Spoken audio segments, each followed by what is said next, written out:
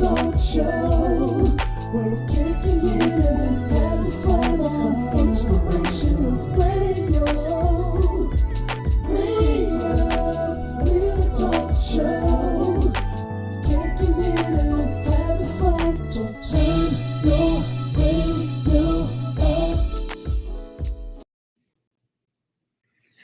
All right. Y'all just want to know what just happened, right? We've been talking to each other for a couple of minutes, little technical difficulties, but wanted to welcome you guys to this episode of the Re-Up. It's the marriage, men versus women edition, right? Right. As you can tell, you don't see Mr. Dynamite, Mr. Dynamite Miller. You don't see Lasagna Witt tonight. They're both away at this particular moment, but they will be back hopefully next week. In the meantime, though, for the second week in a row, I have my lovely wife joining us to do this episode, right? And we thought it would be a really good opportunity to talk about relationships, Yes. talk about marriage, and introduce a new show that my wife will be producing, a spinoff from one of our more successful events that we've done for the last 5-6 years called Men versus Women. Right. So we're going to talk a little bit about that, right? So super excited. Right now, kind of want you guys to, make sure that you're ready to jump in. We'd like to hear from you. We'd like for you to, chat with us. Let us know your thoughts, your comments, agree, disagree. I'd also like to know from our listeners as you join, and I'll say this a couple of times, let us know who you are, right? Are you married? Are you single? Are you, looking to be married? Were you married before? And if you are married, how long have you been married? Go ahead and put that in the chat. Let us know where you're from, and we'll go from there. Okay. But, let's jump in. We'll jump in. Yep. You want to just jump right in there? Let's go. Okay. All right. So one of the questions that I posted that I wanted to talk and we'll talk through it together is what are the benefits of being married? And let me preference this by I was on TikTok earlier and there was a young man who posted a TikTok basically, and that was the question that he posted. So in this world, and he specifically was talking to men. He said men, don't know what the benefit is, but I was curious, like, from a woman's standpoint, what do you feel the benefits of marriage, or, why should people want to get married? Ooh, well, that's a loaded question, I think, for starters, but just in thinking about that question, I think that a newly married version of me would have a different answer than I have today. Okay. So when we were about to get married, I remember you calling me, and I remember exactly the street I was on when you called me and you said, hey, it was the day right before our marriage, and you said, are you scared? Are you having second thoughts? How are you feeling right now? And I really had a blank because I really didn't have anything to compare it to, right? I hadn't ever been married. This is my first and only marriage. So didn't have any point of view I've seen other marriages, but I didn't even see myself in that type of role. And so the younger me would have thought about the benefits as, in terms of stuff, like material things, like, oh, when you think about mathematically, you got more. You got a person that now we have two incomes, now we have, more access to who can handle the responsibilities. It's not just me going and doing for children or, so it just seems like it's more in that way. But, and again, nothing is wrong with that, but just walking out this journey with you, me personally, I feel like the benefits of marriage would be marriage is a tool. So it buffers out a lot of imperfections, you know, and explain that, dig into that. So let me unpack. So I'm a huge believer that, you know, you get in what you put in, you know what I mean? That's what you're going to be able to take out.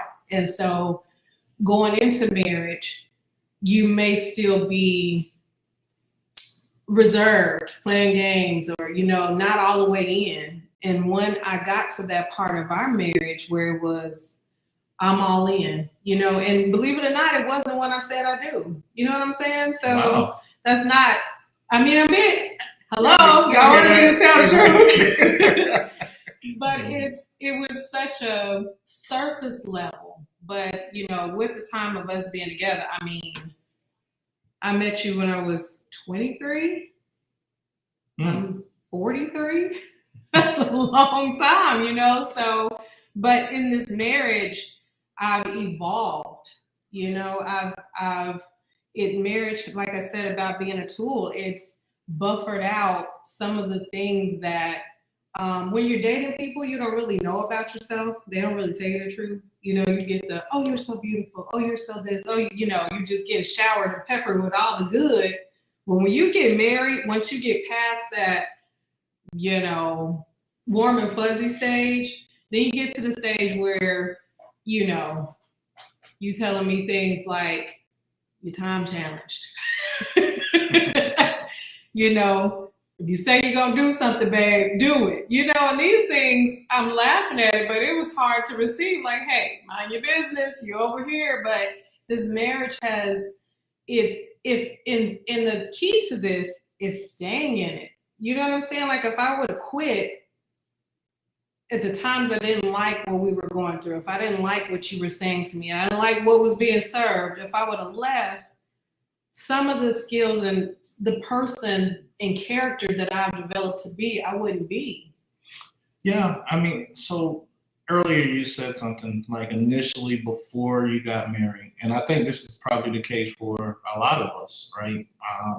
If we've never been in a marriage or we've never been in a relationship, we look at the more practical things, like you said, like, you know, two incomes. I'm gonna get a nice house. You know, I'm gonna drive a nice car. And those are all, you know, I'm not saying that I don't think there's anything wrong with that. But right. I think I love your take on growth, you know.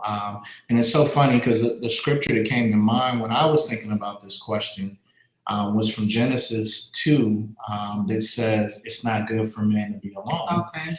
And so, you know, the reason why I was thinking about that scripture is because, and let me see if I can bring that up real quick. But the reason why I was thinking about that scripture was,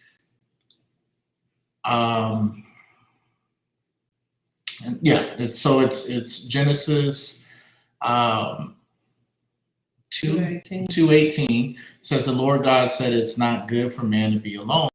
I make a helper suitable for him. Right. And so I love that. Everything else he said, it was like he made the sky, he made the animals, everything else he said he was good. But then when he got to man, he said it wasn't good for him to be alone. And so, you know, part of my feeling is, and I'm learning this through relationships, work relationships, definitely our relationship. You get your most growth when you're in relationships with people. A good one. Let's preference that. When you're with, you know, where it says, I will make a helper suitable for him. You know, being with the right person we got to put that into context. So what's a good relationship? What does it look like? Because see, that's the thing though, because varies based off of. And problems can't always be the guidance or the measurement saying because we argue we must not be meant to be together, because you're gonna have disagreements. I disagree with myself. So there's no way in the world I'm gonna always get along with anybody else outside of me if I have disagreement with me. You know what I'm saying? So you can't say that, oh, you know, because we're always fighting, maybe I married the wrong person. You and I have done, I mean, just for our audience, we've had impromptu counseling that we've participated in, and mentoring, and lots of experience with touching people. So we've heard all kind of scenarios, all kind of stories. And one of the common things is when there's trouble, you must not be the right person. I'm gonna say this, since we telling all our business right now. I didn't say nothing Listen, about our I'm business. telling all our business tonight. They ain't gonna invite me back after this, I'm sure. There was a time when we first got married that I thought, I can't live up to the standards that he wanted in a wife. And so I did think he married the wrong one, because I'm having a hard time. And so what I learned over time is to be honest and be accountable for me. Like, I have to take Shelton out the equation at times, and I have to go to God, and I have to look just at me, because some of the resistance might not be coming from you. The resistance might be coming from me, a stubborn place. I don't want to do that thing, so that's where it's like, well, maybe I'm not the right person, because I'm stubborn in this area. I'm not willing to change. And so I remember we got into a really bad argument. I went to sleep. We don't get in arguments. That's what I'm gonna do. I'm asleep. And so while I was sleeping, I woke up. God put it in me, on my mind, put it in my head, and said, hey, if you don't change, the specific thing, if you don't change, you lose your marriage. And that to me was a pivotal moment for me, just between me and God. But it was pivotal for me because God knew where it was coming from, and if I truly kept fighting this thing to be right, or to, I got you there, I was going to lose him. So I learned early in our marriage, sometimes we get into it, I don't care if he's right, I'm wrong. It's not bigger than us. It's not more important for me to be like, well, I told you so. You know what I'm saying? And so, but the particular thing, God was dealing with me on it. And so, I don't know where I was going with this, but. What we were talking about was the fact that, being in a relationship, and we had a conversation with a couple not too long ago, and they were talking about the fact that they were different. Like, they thought they had a lot of similarities, and that they, were, just really the same person, but they're finding out that they're not, right? Yeah. And so, what that tells me, and what I do know, is that when God puts, there's this saying that opposites attract, right? So there's supposed to be, some opposition in there. Yeah. Because without opposition, you don't have growth. You don't have muscles. So if you're working out at the gym, it's the resistance that actually builds. And then it's really about complementing each other's strengths and weaknesses. Like, since we want to be transparent, when we first got together, I think a lot of people who know you're very detail oriented. Yes. If they know me, they know I'm just big visionary, grand ideas. And so I know the first couple of years of our marriage, that was a point of contention for us. Yes. Because I would come with these crazy ideas, like, we're going to do this, not thinking about how much money it's going to cost, not thinking about any of the details. Who will do it? All that kind of stuff. And then who's going to do the work? And you would respond in that way. And I'm like, dude, like, this is great stuff, and this is going to do this, I'm just, again, looking at the big picture, and you're looking at all the details. But, what I think we started to figure out was, we both wanted the same thing. And together, what ended up happening is, here's a great idea, good idea. You help put together the details. You help fill in all the gaps and stuff that I probably wasn't looking at in that time. And then the byproduct of that, and I look at my, my recent career, as a director, there was a point, a lot of things in my job where I had to be more detail oriented. Right. And so just as an individual person, growth for me, you rubbed off on me. Right. And I like to think, hopefully, that I've rubbed out from Did you you or something. though? I don't know. But I only can speak for myself in that, I think that's when we're talking about, what's a benefit of marriage, I think that's a byproduct. You get some of the, practical things we talked about earlier, but the growth, the individual growth you have as a person, and you get with a person who's challenging. I mean, you put two people that grew up in different backgrounds, different cultures, you're going to have contention. You're going to have, the stuff that probably doesn't get aligned, but that's where you create something new. That's where you compromise. It forces you to compromise. And that's I what love, it is. like I said before, about it being in a good relationship. So there's things that in this relationship that, again, about pivotal moments in my life where change needed to happen, I couldn't organically do it by myself. So there's things that I've talked to you and shared with you and cried on your shoulder, and just, you felt my pain. And so out of that, it gave me a place where I could be vulnerable, number one. You never brought it up in argument. You let it stay where it was. But in those spaces, what I realized is that what you had to say to me only benefited me. It wasn't like you got advantage of, you know what I'm saying? Like this was going to be a manipulation of, but you would honestly give me advice on something. And even though I wasn't maybe always ready to accept it at the time, I would come around and trust what you're saying. Like, hey, this man is not here to hurt me. He only wants the best for me, which took some time. That's years. That's not, I'm saying it out of my mouth like words, but it took time to get to that. But it's, so the part of you being a visionary, going along this ride and going on different endeavors and, further in education and doing all these different things, I don't know that I would have done all of that had I not been married to a visionary. So the key word in all of this is balance. When I bring who I am to the table and you bring who you are to the table, we meet in the middle. Mm-hmm. So that's bringing the best of who we are in the middle, and that's our ground of work.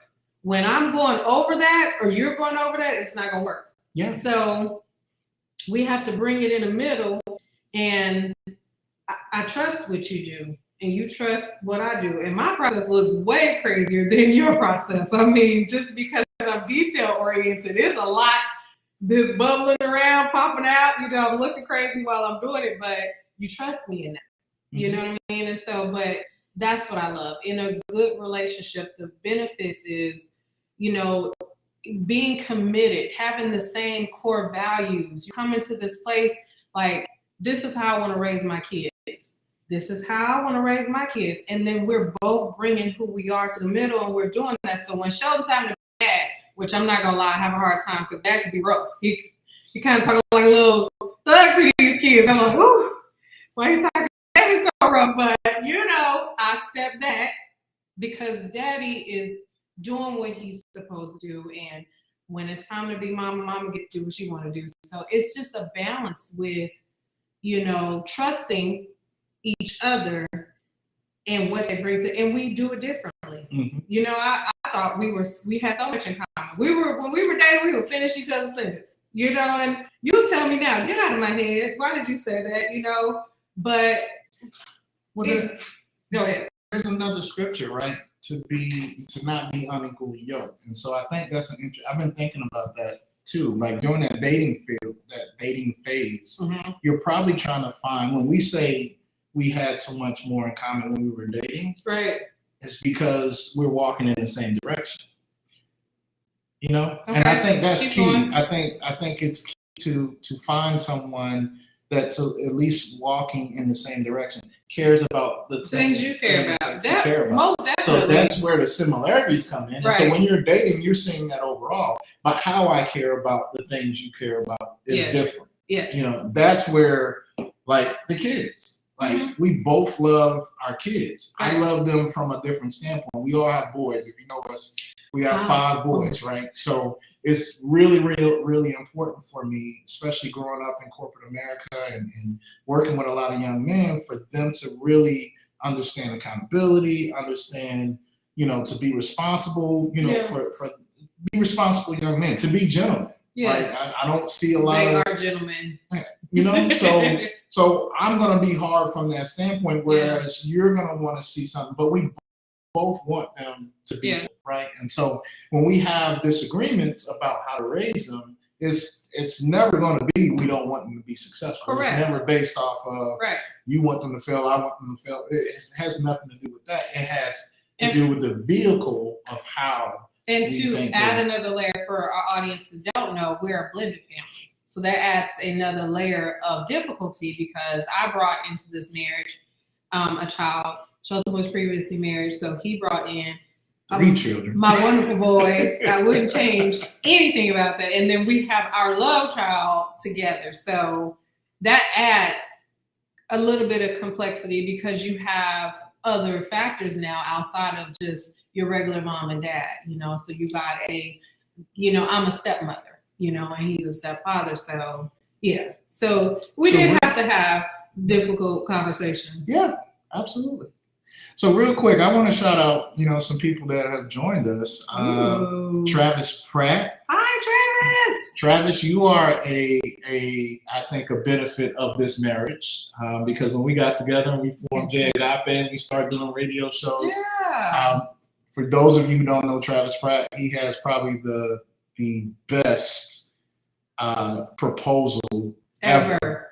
You made it hard for everybody. You can Google Travis Pratt's proposal. Just awesome. But he's an awesome man of God, awesome singer. Just really, really love the brother. And we're gonna partner. We're gonna do something because he has his own show. Hey, make sure you put it in the comments what your show is because I want people to check that out. I loved it. I got to witness it this weekend. I see Ellen Seaton. And that's my girl back from VA. Yeah. She has been in my life for a long time. She used to feed me like when I was real at the job. She used to, make sure that I ate right. Jake Barnett, I used to work with him at RH in Dallas. And Richard Waller, I'm not familiar with you, but welcome. What we're talking about tonight. Men versus women, and the question that we just, started to touch on, and I think it's so deep. There's so many different layers with this. Right. But what are the benefits of being married, and why is that question so important? Because, I just recently put together a book. I wrote a book, and it's about unity. It's about same team, and I did a chapter on marriage and. Just looking at marriage and the decline, like one, not only, is divorce, a big thing, but people not getting married at all. Choosing not to. Big thing, yes, right? Choosing not to at all. Part of that has to do with being modeled. Some things, our First Lady says that, some things have to be modeled in front of you. And so just speaking from a Christian perspective, sometimes we don't really carry out that walk in such a way. Like when you have, Christ inside of you. So when people see you, sometimes they hate on you as a sidebar. They hate on you. They don't know why they're hating on you, but it's because of the light that's inside of you. You know what I mean? So and that applies to how you do everything in life. So including marriage. Yeah. Sometimes as Christians too, we're not very honest, about transparency. Correct. We're not very honest about it. And so, you led me to my next point. Jonathan McReynolds has a song where he talks about comparison kills. So like if my marriage don't look next to me and my husband doesn't treat me like the husband, treats his wife, then something's wrong with my marriage. You know what I'm saying? But every marriage looks different. It's just like us. We all look different. So it's important to us, and I didn't steal this from your book. Maybe I did. Who knows?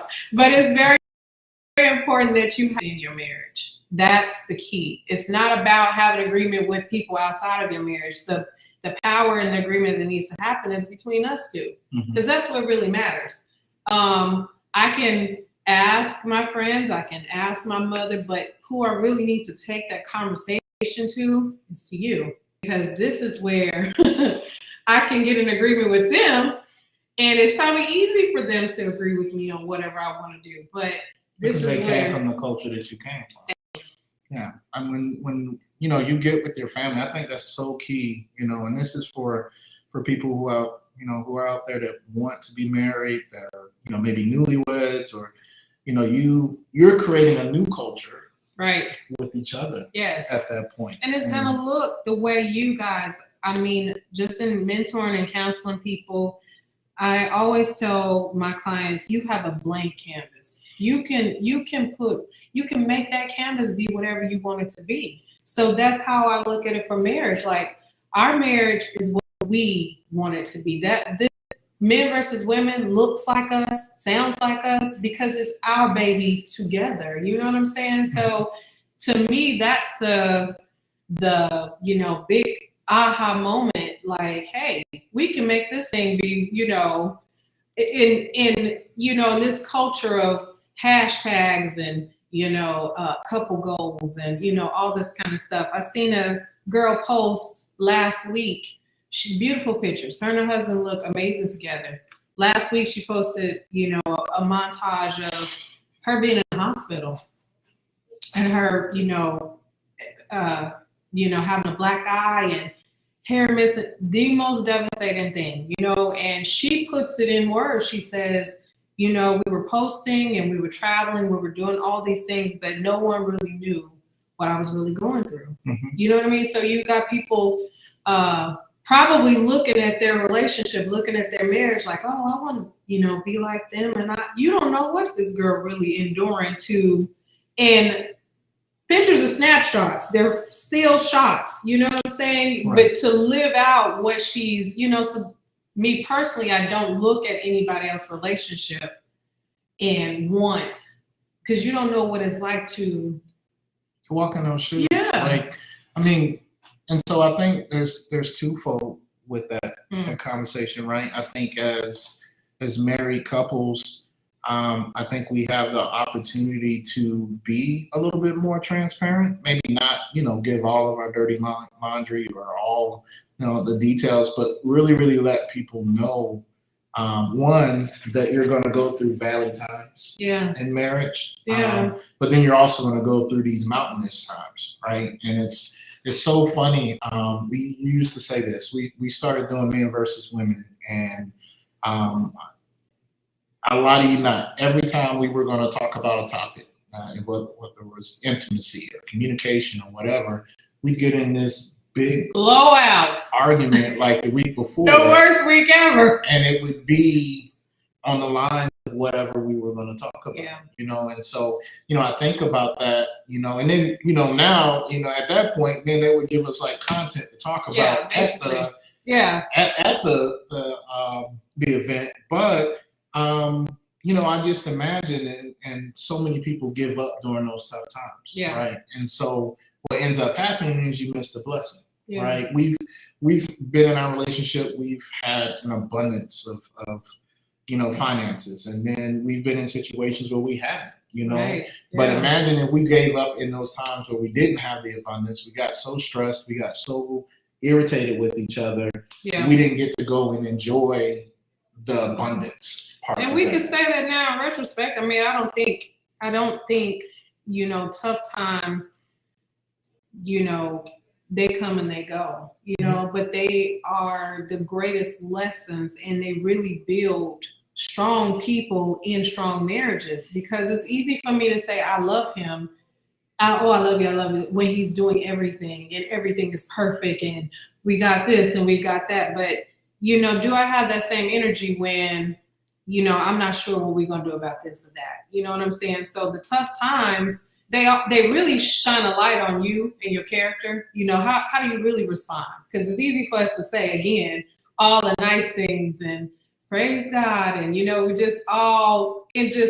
know, but then something's going on, and do you have that same energy? You know, do you feel that same way? And we've had some difficult, you know, bring you to your knees times, and I don't want to relive them, but man, the benefit of being able to make it through that, just looking at this dude like, we can do anything. This man right here, we can do it. If we made it through that, something I felt like was designed to wipe us off this planet, but we made it, and we made it together. So it enriched us in a way. It gave me a sense of strength that I didn't even know I had. It gave me an extra layer of a voice that I didn't tap into before, if that makes sense. So, But my last point, because I like to take notes.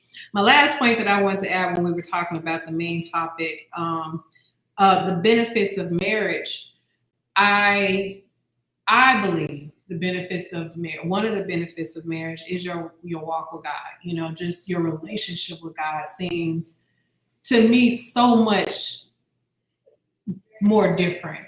And what I mean by that is I can't be married to him in my own strength. So I have to depend on God in a different way to even be in this marriage. There's a lot of me, which is a lot of flesh, and he's bringing it down to be in this. So I put my scripture, which was 2 Corinthians 12:9. You calling me a thorn? I'm a thorn in your side. Oh, okay. You said it. I didn't. But I think Shelton shared the scripture. But what I loved about it says, my grace is sufficient for you, for my power is made perfect in your weakness. So God is looking for us to offer up the end of us. And I'll wear myself out. I mean, I'm not no easy give up type person, but I'll spin these wheels and fall down and get up and spin these wheels again. But he's not in any of that. When I finally fall down, that's where he lives. That's when he comes in. I'll go into my prayer closet and I will pray and I'm gonna say, hey, you see what's going on down here now. Get your boy, and God will say to me, but you started this, and it's hard to, a younger version of me, it would be hard for me to admit, but man, it's no chastisement than one that's coming from God, because that correction, it does so much, it really changed my thought process. And listen, I'm in transition. I have not arrived. So it's a continual, going through this, but the fact that he's with us, that I can't do, marriage is not designed for me to do it by myself. Mm-hmm. It's not designed for you to do it by yourself. And so he teaches me how to love you and how to listen to you, how to understand you. And what more do I need? It's coming from who created you. So he knows how you're put together, Listening to you talk. So just to back up for a second, and I know we have some people that are going to listen to this and they're single or thinking about getting married, or maybe they fall in the category of, trying to figure out, is marriage for me? Is this something that, I should take on? One of the notes that I thought that would be really good to talk about is the difference between selfishness and selflessness. And what you described there in your conversation with God is being in a marriage requires selflessness, like really caring about this other person from a standpoint of, what are their needs? What do they need? What can I do to make this person happy? And trusting that person is doing the same thing for you. And, and the problem is that's not happening reciprocal all the time, every, 24 hours a day. It should be. And I think that's what we're all, should be working towards. But that's the whole point of keeping, I think, a marriage in part. Whereas when you're single, you can be more selfish, right? And it's so just you, yeah. Right. When I hear these different relationship advice videos, like, oh, you should, women should do this, and you should marry a woman that can do Boy, this. Boy, it'd be hard on women. And Jesus. It'd be hard on men too, right? I want your girl, like, woo! I want a man that makes 6 figures and a man that, yeah. it's a lot of hard, but it's always when you listen to the wording of it is I want it. You know, I want this, and I want this. And so when you're single and you're responsible for yourself, then you should have probably lean a little bit more on that selfish side of things. Even though, in the big scheme of things, is selfishness a good thing? Which, may tie back into the original question of why marriage is such an important thing. It helps a person become less selfish. It forces you. Either you want to. It's really just service. I think, I understand the word selfish, but I think that what marriage is really an act of servitude. I mean, you can say certain words to women and we snap off like, oh, no, you didn't, but it's service. So, Jesus, burning himself with the towel and he washing feet. First of all, I don't like feet. God. Like, God in flesh was washing. Yeah, like I don't even like feet. So that's like, whoa. I remember we watched something or it was a conference and they was like, you need to wash your husband's feet. I was like, yikes. I must really love this dude because that's that's a bit challenging. But the point is, Jesus doing that. The service of it all. So in our mind, we have layers of judgment like, oh, I'm not going to do that. I'm not going to, but in marriage, that's what marriage is. It's servitude, it's serving, and it's a balance to it all. The moment you pop your head up and you say, what about me? I think Joyce Meyer says that. What about me? What about me? What about me? That's when it gets on the human flesh side of things. And we all do it. When we feel like our needs are not being met, or maybe we're underappreciated, or, all very valid things. You know what I'm saying? But then the next steps that we take after that is where it goes awry. Because now we're going to try to fill that need on our own. You're not doing this for me, so I'm going to go try to I'm going to still get it met, but I'm going to meet it this way. When it's ultimately supposed to be met within these parameters. And that's when problems arise. That's it, baby.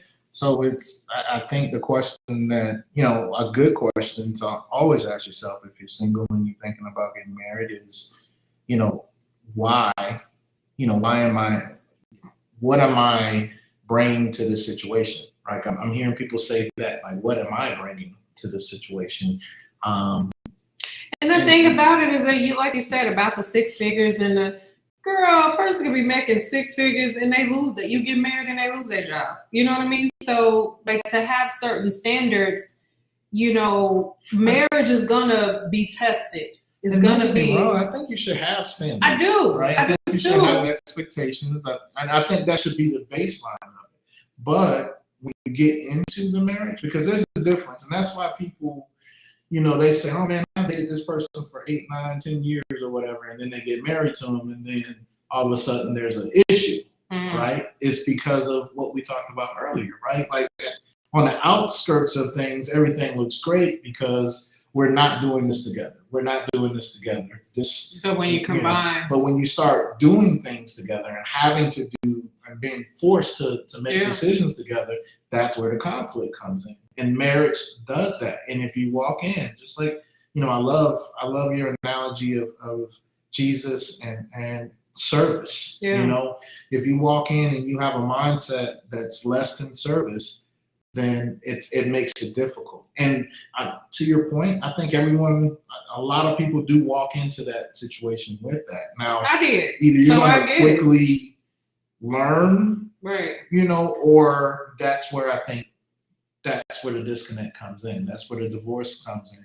And I know back in the day, generations ago, we used to see like our grandparents, Lord, live together forever. Yes. I do have a little video. I'm gonna play this real quick. Oh yes. And then we'll talk a little bit about that. But this, just to preference this, it's about less than 2 minutes. I don't know if I'm gonna play the whole thing, but it's a couple that's been married for 49 years. And that's more than my life. That's more than your life. That's pretty rare, right? 40, and they look really good. So So let's see what they have to say. Let me bring this up. I didn't want to be without him. I mean, you can be upset with somebody and not agree and, have fights about it and all that, but it's never been that serious where I ever thought about leaving or not wanting to be with him. I'm hoping you're about to say the same thing. I was brought up, I was raised by my grandparents. So my grandfather told me, he said, whenever you get married, and you and your wife have disagreements or falling outs, he said it should stay within your own home. It shouldn't be all over the neighborhood and everywhere else. So when we first got married, I told her, I said, hey, if you get mad at me or we get upset, and you don't want me sleeping in the bed with you because you're mad, I'll sleep on the sofa. I'll go in the next room. You ain't going to your mom's, and I'm not running to my mom. We ain't running and telling them nothing that's happening in here, because this is between you and me. Right. So I really believe that real strongly. I think the whole concept of love, commitment, and marriage is not in its proper place today. Because I think a lot of females feel like love is butterflies in your stomach and looking perfect all the time, and he's smelling good, and he treating you, like royalty all the time. That's not reality. But a lot of women and men, I think, and you can correct me if I'm wrong, go into relationships with the wrong idea about what it comes with. Okay? And here's the thing that's different for us too. It's not just a feeling when you love somebody. It's a decision that you've chosen this person and you're going to be committed to this person, and that there are going to be tests, trials, struggles. You're not going to always agree on the same thing. But today it just seems like the mind said, okay, this ain't working no more, I'm out. See, this is the thing. The problem I think with relationships today is people are too selfish. It's all about them. So I get ready to leave.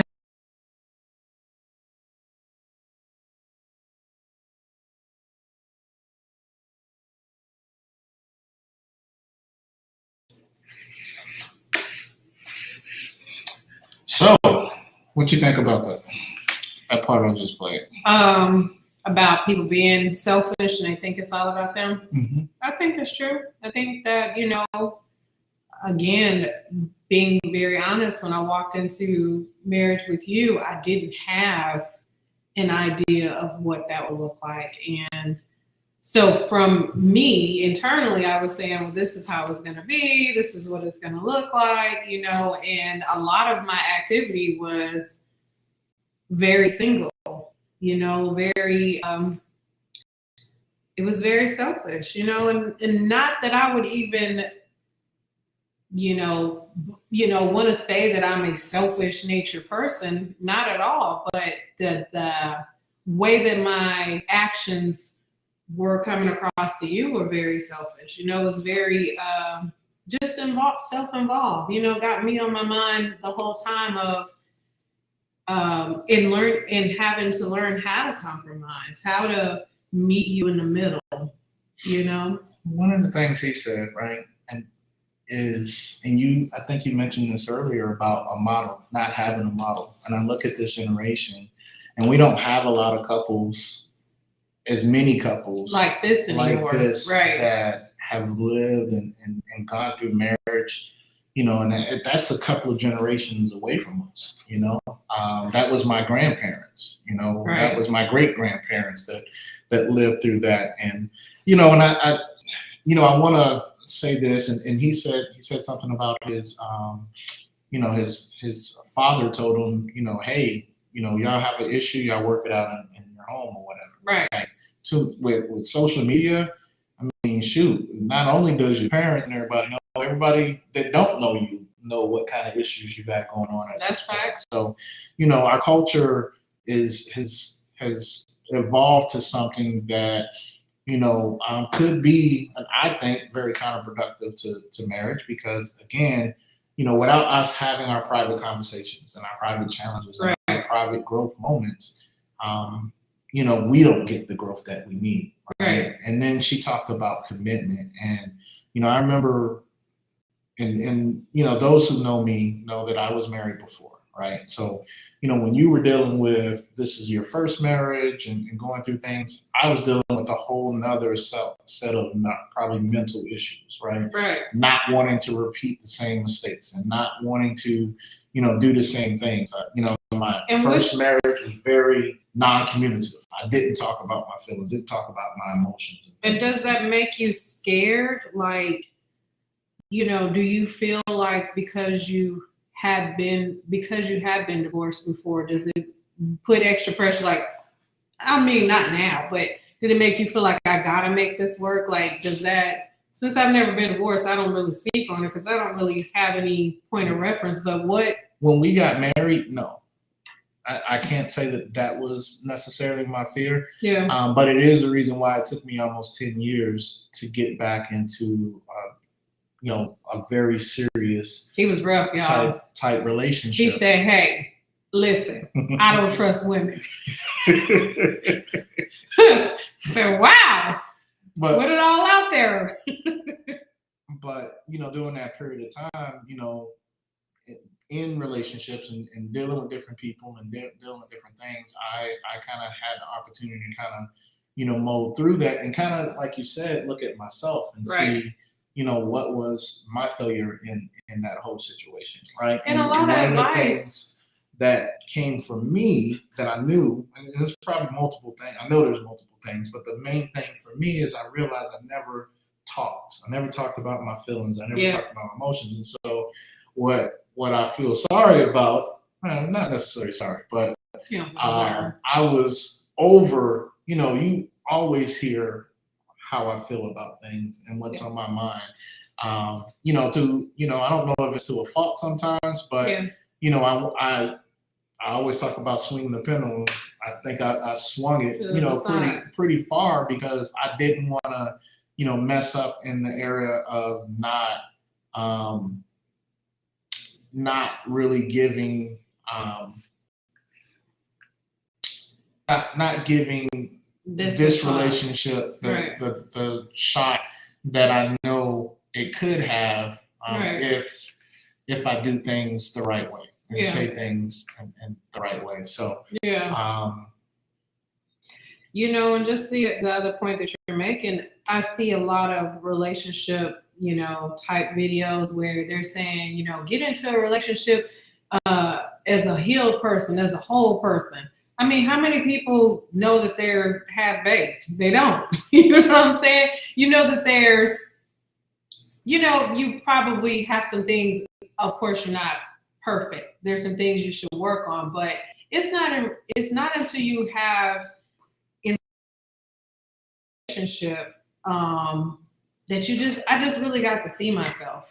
What I got to see at times I didn't like. I didn't like that person. You know what I'm saying? So, you would like to be in the best standing when getting in a relationship, but unless you're going through some type of therapy, you know what I'm saying? Unless you're going to where you can get that reflective situation, most people don't know that when they're coming into this relationship, they're bringing their childhood trauma. Mm-hmm. They're bringing things they never told anybody before. They're bringing all of this extra baggage. Right. So I don't remember what church that was, but we had seen it where they said how we should really show up to the altar, and it was all tattered and dirty with bandages and just wounded.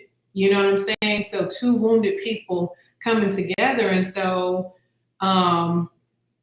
I feel that it, like I said in the beginning, just a good relationship will help buffer, so any carpenters out there, just, sandpaper, whatever tools are used to do you think there's smooth out imperfections? Now, we'll ask you this. Do you think there's certain things that a person should work on individually before they enter into a marriage? Some things that are a must-have. So, for example, you asked me the question on, did I think, was I afraid of this marriage being there? And you mentioned that, there was a period in my life where I didn't have a lot of trust for women before, so do you think that something like that needs to be worked out before you get into a I think relationship with a person? anything needs to be. I think your best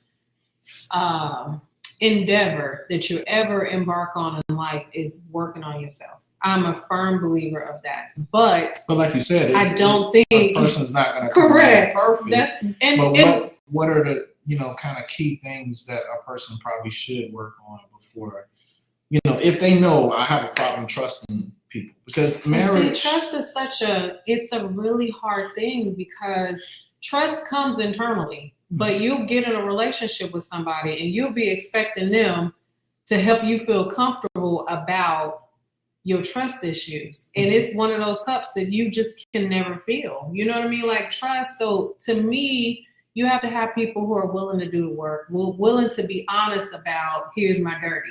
And again, that's another think huge. About the men, and I'm just gonna talk from a man's standpoint. All the men is like, I'm gonna marry this woman, and you're my trophy. You're my trophy. Yeah, right. So you gotta look a certain way. You gotta be a certain way all the time. You can't do this. You can't do that. That comes to me probably from a place of insecurity, right? Because maybe a lack of trust or whatever. Things like that. I think if you enter into a marriage and you have a real high level of that, can be very detrimental. Definitely in the early stages. I do too. Yeah. I mean, but again, I don't know the answer to that. Let me just say that. I don't know. Maybe that's a future episode. Yeah, maybe that's the future. We need to bring some specialists for that one. But any of you guys know? But I will say this, coming into our marriage, my mom, my mother.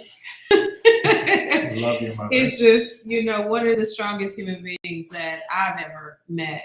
And she raised us to be incredibly strong too.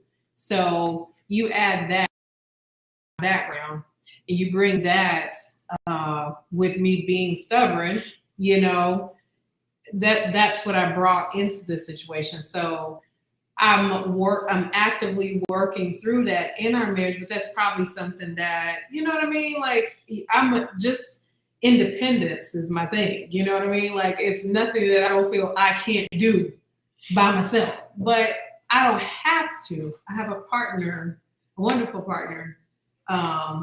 Some stuff you don't even want me doing. I'll get up and try to change one of these light bulbs and you like, get down. What do you So, still, I remember y'all, still to this day, he opens my door everywhere we go. 20 years, he still opens my door, car door, every door. But when we first started dating, I was so used to opening my own door, he would smack my hand. Every time we would get to the door, he smacked my hand.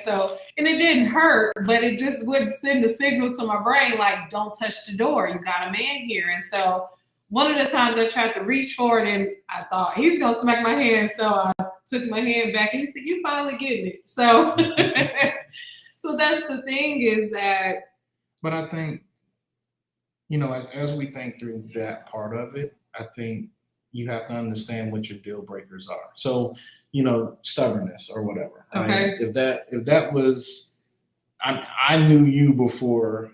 I got to know you before we got together. Right. Correct. So I knew stubbornness. I knew, independence was, I'm the boss. A part of you. She's the boss. I don't even know. That's a future show. Oh, the boss of everything. The boss that didn't want to be the boss. The boss that just bossy.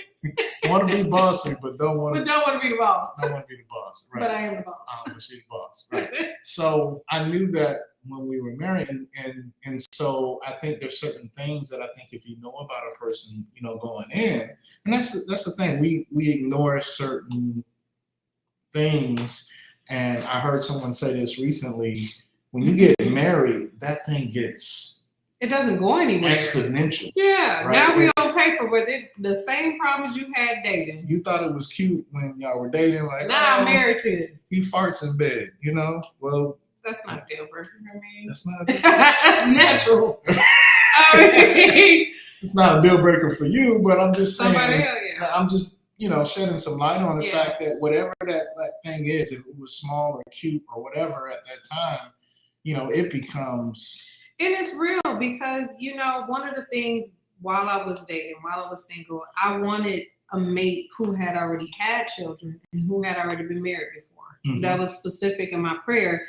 And the reasoning for that is because when I was younger and had just my son, our baby now, but when I had our grown man, Yeah, I don't know what to call him. Not baby. It's Our a full beard. 21-year-old, okay? It's a full beard now. Yeah, so when we had him, when he was a little guy though, men didn't. So now it seems like everybody has kids, but at that time, I met a lot of single men who didn't have children. So it was hard for me to date because they didn't understand what it was like to be a parent. They didn't understand like, hey, I have a little person that I have to be home for. So there's no spending the night, and there's things that comes along with being a single mother. Mm-hmm. And so what I loved about you was that, God was honoring my prayer, but you understood and you respected me as a mother. You know what I'm saying? Like you respected, hey, a lot of things that we did, because keep in mind with the boys, when they would come during the summer, I got to see them every summer, even when we weren't even dating yet, so I had my own relationship with them, and we did things where all of our babies could go together, right. So that made this courting, friendship, dating, it made it a little bit different and a little bit special because you understood. I didn't have to speak verbally to you the challenges of being a single mom. Mm-hmm. You understood, you know what I'm saying? So to that point, again, I don't know where I was going with it, but the fact that, when you're dating and you're bringing all of this stuff to the table, it's a lot to kind of go through, kind of navigate through, and then you put that in the confines of a marriage, Well, I think, again, I think everything's not going to be worked out. There's no perfect person that's going to get into a relationship, but there should be some things to work out. I can say, for me personally as a man, and God gave me some revelation of this. And it was almost 10, 12 years between my marriages. And there was a point where I really had it set in my head that I wasn't going to get married again. Like I didn't, it was such a bad experience. It was, something that I didn't, want to happen or feel that type of pain anymore. But what God showed me in that is, one, being single. And so here's the benefit of one of the benefits, I guess, of being single. You have an opportunity to try to figure out what your purpose is and what you're trying to accomplish, and what you're trying to deal with. And so specifically as a man, right, man's supposed to be a head of the household and have a visionary, right? So I had to work on my relationship with God, right? One. And then two, I had to really understand and figure out what I was meant to do, right? And so, when we met, I had options leading up to us, dating or getting together or whatever. Right. But one of the things that makes those options easier to understand, when you're choosing a mate, is knowing where you're going. Yeah. Right. Because everyone can't go where you're going or where you're trying to go. Everyone's not even trying to go in the same direction that you're trying to go into. And so it became very clear, out of our, relationship, just knowing you, like we were friends for years before, we had our first date. Right. But it was very, very clear to me when I did get to a mental state where I was ready to do marriage again, that the person that I know could go where, go to the levels and the heights that I wanted to go in my life, that had the personality, the strength, the commitment, the leadership, the bossiness, or whatever, was you, right? And so I think as a single person, if you are single out there, that's one advice that I give a lot of young men, is you got to figure out, when you're by yourself, figure out what you're supposed to be doing. Yeah. What your goals and are. it's easier for a woman. A woman can't follow a fool. She's looking for Proverbs 31 woman, she's a bad chick, in your spare time, go read about it. But she's very self-sufficient, but all that she's doing is so that her husband can sit at the gate and they call him blessed. So he's got to give her something in her hand for her to be able to do. You know what I'm saying? And so that's what a woman, we edify. Whatever we get on top of, we're going to take it to a new height. Mhm. So a man that knows his purpose, you got to give a woman something to do. A man that don't know, she's waiting. She put me in a game. She wants something, you know, she want to, you know, in these terms, in these days, people are, you know, they building empires and they doing this and they doing that. But what it really is a biblical thing. She's made that way. She wants something in her hand. But when a young man doesn't know his purpose, she can't really act out hers. She can't edify. She can't multiply. She can't make the thing be great, you know? So I feel like that, you know, with us in this marriage, it gave me more indications of my purpose. It gave me more clues as to, you know, who God created me to be, because I get to use the beautiful gifts he's given me right here. You know what I'm saying? So you're right. It's important to know your purpose. It's important to know, you know, you may not know it in a full picture of it, but to have some type of idea, because when you get married, she's going to be looking for something to, what you want me to do? Tell me, you know, and she's already heading in that direction. You know, she's already building that thing that you've given her. Her mind is already clicking like, okay, we could do this, we could do that, you know. But as being a visionary, you know, that's probably one of the harder things too, because what happens when you have two visionaries? You know what I'm saying? Like, how does that within marriage, how does that really, how you think, or what do you think when, like, I have my own purpose and you have your own purpose. Do you think when you're with the right person, they kind of go together, or they're kind of? Well, you sent me this video to play, and I think part of my answer is in what. So we have another clip here. We'll play about a minute or two of it. It's Michelle Obama's interview with Gail. Yeah. And this was at Essence. Essence in 2019. So let me play this real quick, and then We'll I'll circle back to what my thoughts are about that.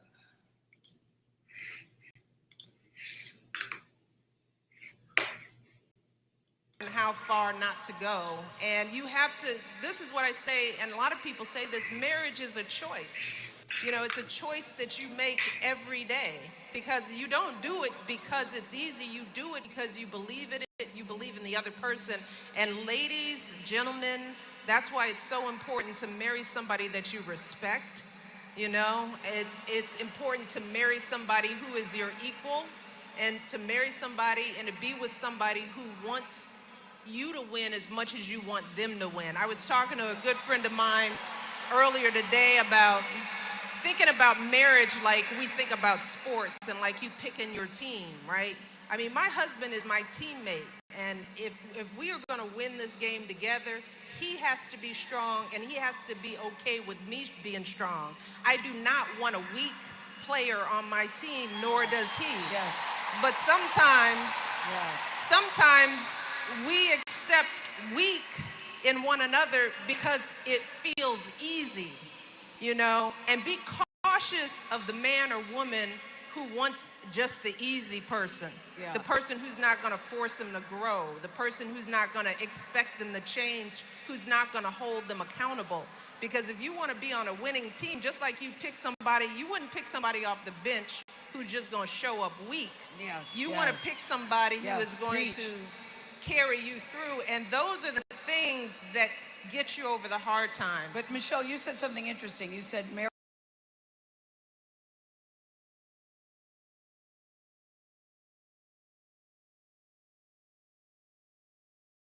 So my answer is in what Michelle said there. I think it's important, and I know I only can speak for my relationship. Like I want you to win, right? When I met you, a couple of different things. Like Carla writes poetry. She will be writing poetry and doing some poetry, or, very good writer. But she had a heart for the homeless.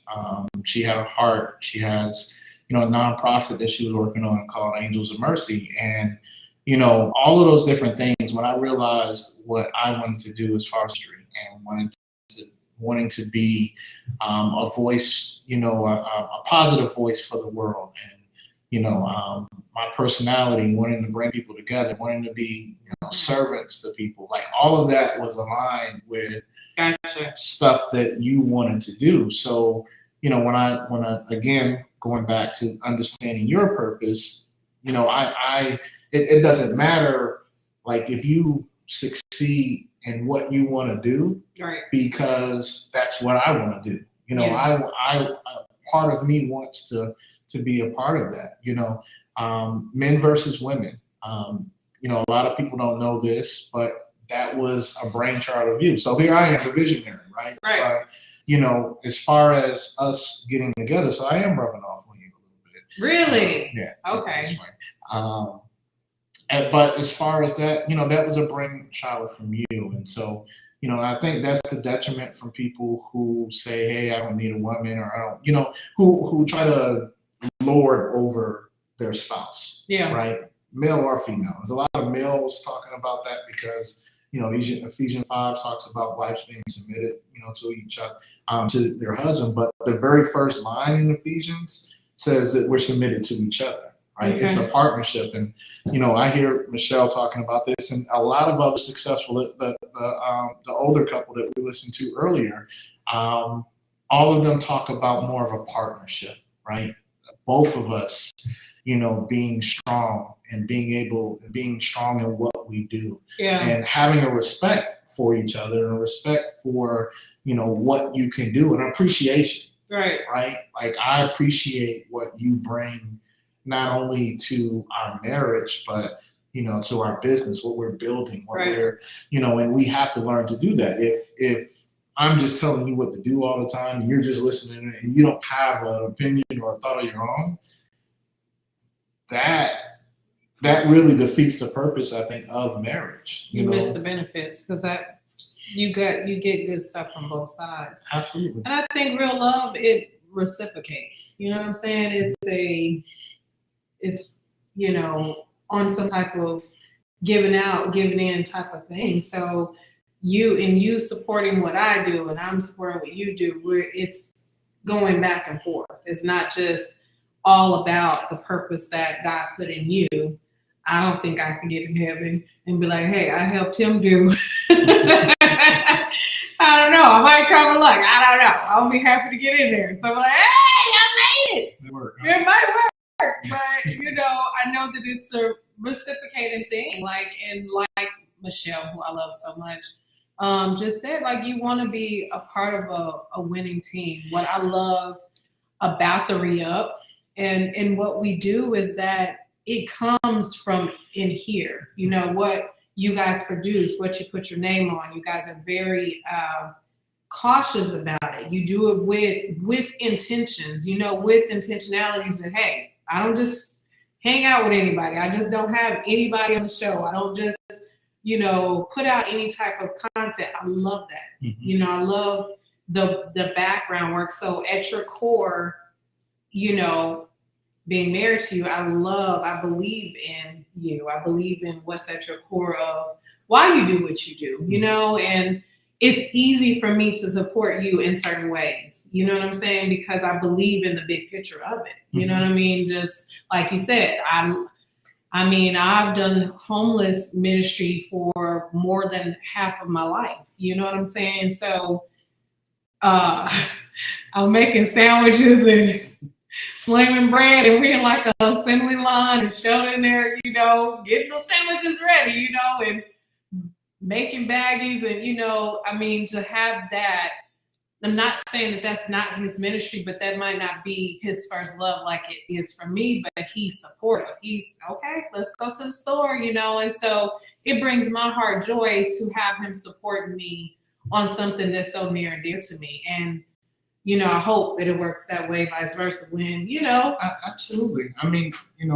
So Carla, peculiar by design. Yes. is my baby. is your baby, right? Angels of Mercy.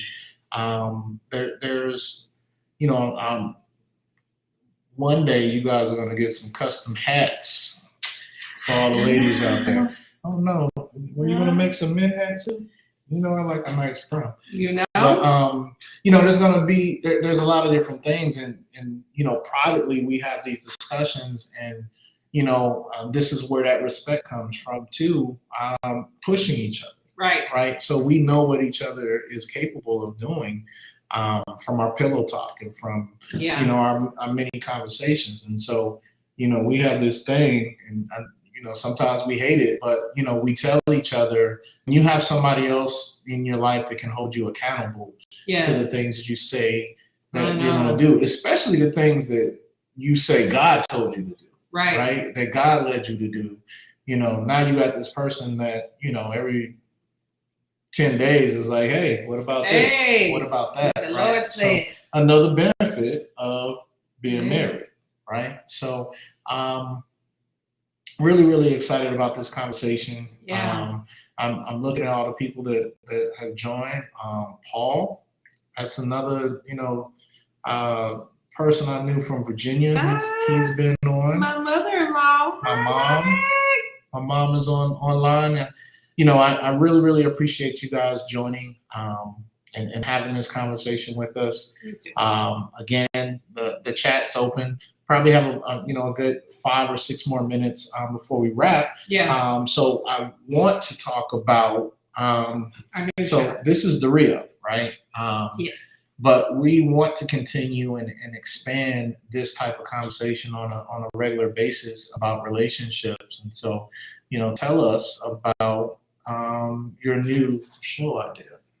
Okay, so we still do the men versus women events live, where you can come out and participate that way. You might not know this, but I set one in the park for September 18th. Okay, we got an upcoming event. In Lakeside Park. You're hearing it, I'm hearing it. Meet me there. I'm still locking down the details. So, meet me there. But we wanted to the social media platform to expand on that man versus women. It's a special edition. It is named Pillow Talk because we experience a lot of pillow talk. We have most of our best ideas at 4:00 in the morning. One of us is up, jotting down notes, got notepads by the bed, or got our phones, something, that just inspired us. And so we talk about it.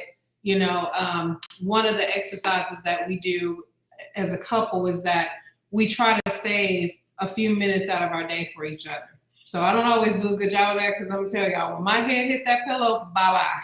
I'm out. So you gotta catch me in mid, because I'm gonna be gone.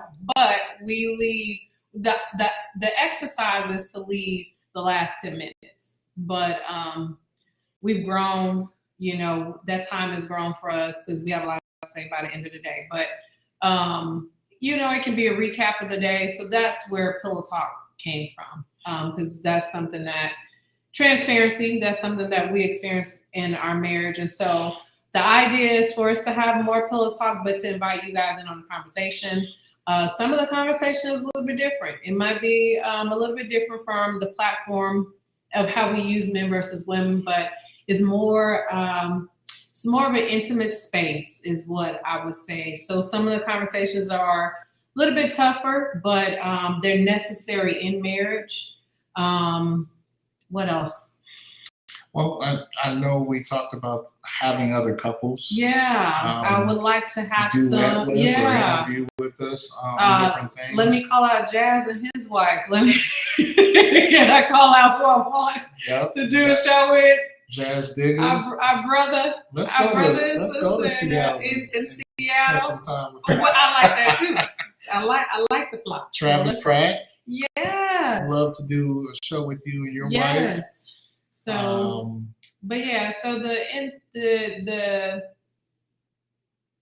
idea behind it is to kind of pull back on some of the, topics we don't necessarily talk about in church, might seem to be a little bit like, oh, we don't want to talk about that. But there's things that happen in marriage that's created for marriage, and we don't talk about it, and so we want to create a safe space for that. And we want to have some fun, I mean, it's so much going on in the world, so many different health things. We kind of got a little bug that, we're recovering from. And, so but it's an attack on marriage. And I think marriage is an institute, two things about marriage. One, we talked about the benefits of how it grows us as people individually. Yeah. But it's also God's representation of his relationship with us, with the church on this earth. And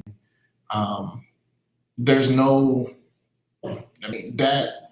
that says a lot. It says a mouthful. It does. If marriage doesn't work, then what does the relationship between me and God look like then? Oh, that's deep. What is the relationship between you and God? Right. What's the relationship? Right. What does that look like if marriage doesn't work? Like, there's I know it's not a coincidence that he uses Ephesians 5 in marriage to explain, the similarities between the church and marriage and God and our relationship with God, and then our relationship in our marriage. Right. The submission, the, man or woman. It's hard for us to, take a step back and put our own individual, selfish, self to the side sometimes for someone else. Flesh is supposed to die daily, So, super, super important. I think, I really commend all the relationship, couples out there that are fighting for strong relationships. Want to partner, I hope we can all partner together, because this is serious. To me, there's not a lot of hope for marriage right now. We started this conversation out talking about, right now people just don't even want to get married. They just want to be single. They want to have, their own thing. They don't see the benefit in it anymore. And so it's kind of like they lose hope. I don't even want to do this. So things like this, like Pillow Talk, I'm super excited because it will, bring hope to certain people. It will bring hope to people to hear real married people talk about real things. And, me and Carla used to joke about this all the time because, we're very transparent. Like you hear a lot of things about us that, I know at some point we're not proud of them, or, I'm not proud of, some of my responses or some of the things that I've done. I'm not going to speak for Carla. but don't speak for me. What we hope will happen is that, it will allow you guys to be more transparent and understand, one, that you're not going through this by yourself. Before we had this, just to share this quick moment, before we did this show, there was a TikTok that popped up, and the guy was talking, brought a contract to his wife about and about her keeping her promises for like their late night activities, and he was saying, like, when the kids, get ready to go to bed, and like she said, when her head hits the pillow, baby, that's it. We see you tomorrow. That opportunity, right? So he was trying to, sell her a contract. But I'm bringing that up because, in marriage sometimes, and even in life, individuals, we think we're the only ones dealing with something, right? And because we're the only one, we think we're the only ones dealing with it. We're thinking we're the only ones with this problem, right? And I can leave this person and go with someone else, and I'm not going to have this problem anymore. That's a lie. That's because, one, you're going over there. Yeah. You're going into that situation. So it's not going to be perfect because you over there.